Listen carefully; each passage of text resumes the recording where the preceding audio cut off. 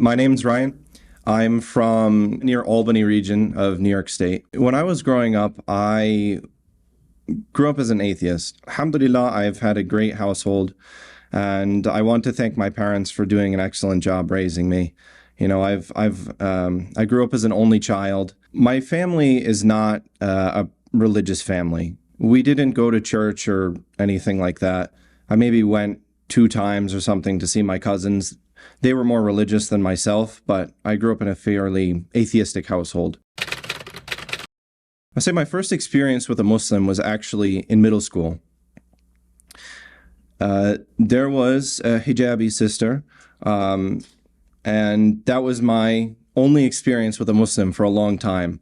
I knew that she wore a headscarf, and that was it. So I didn't really know much about it. I didn't really think about it. But other than what I'd heard in the news, you know, what happened with 9/11, I didn't hear really much about Islam or any good things. I just knew the negative that the media says. I started thinking about, you know, what my future might be, and I said, you know, I don't really know anything about Islam. I've never really looked at religion. Maybe I should look into it. So it's shortly into this, my parents come to visit me in Leicester. And when they come visit me, you know, we're going on a little bit of a tour through various places, and I start touring them around the city where I go to school. As I'm there in the city, I am walking around showing my parents things, and I find a copy of the Quran translation in my hands.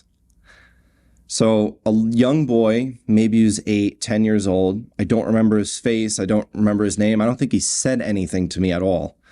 Just put a copy in my hand and disappeared. I went through Surah Al-Fatiha. I started into Surah Al-Baqarah, and I'm like, I've never seen anything worded like this before.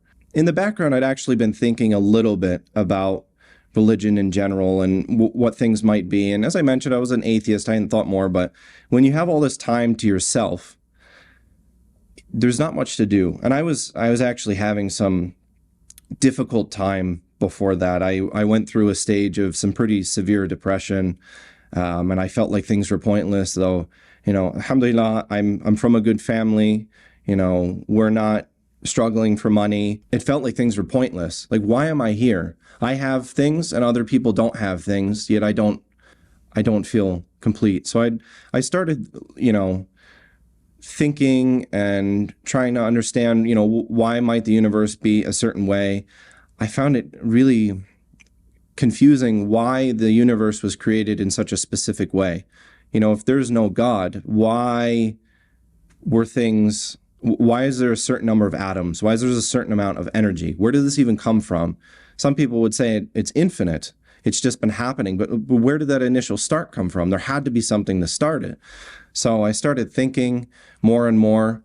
And as a computer scientist, you know, I'm pretty strong on the logical reasoning, and I'm very familiar with simulations and things like that. I said, well, what if this is a simulation? So I'm thinking, you know, it would make some sense, right? You know, there would be limited resources. There would be constraints you'd have to put on your simulation in order to do something. Maybe we're just in a larger computer, and maybe something is testing us. So I start reading more and more of the Quran, and I'm just letting it go. And we'll just see, you know, Allah subhanahu wa ta'ala, He talks about the angels, He talks about the jinn, He talks about the day of judgment. This is all unseen. I can't do anything to confirm or deny this. I know this, right? Science is an empirical, observable reality, and you can't observe this. That's the whole point of the ghaib. So I just let it sit, and I just don't think about it. I'm like, I can't say there's an evidence for it or an evidence against. But as I start thinking more and more about the arguments put forth that, you know, Allah is the creator, He is the most merciful, He is the most just, He is the all-powerful, He is the all-wise, I can start seeing that this makes sense and starts building up a consistent framework.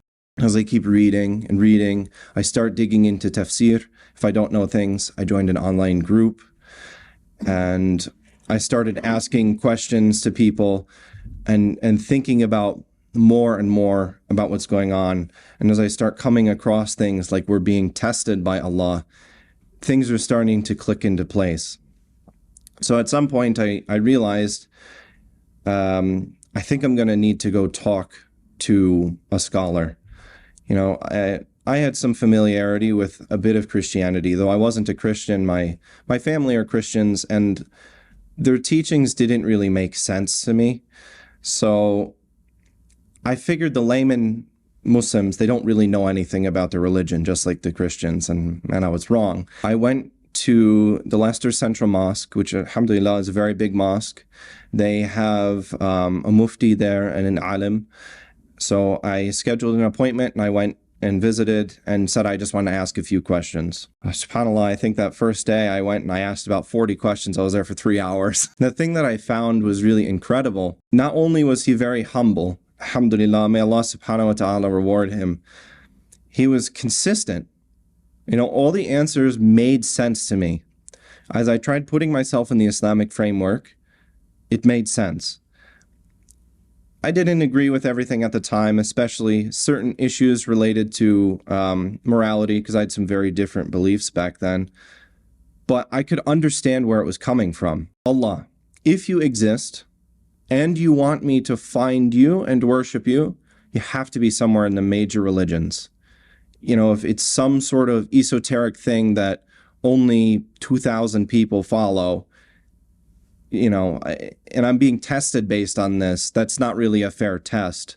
So I figured if I'm going to find something, I have to look there. So I started to look into Christianity. I started to look into Judaism.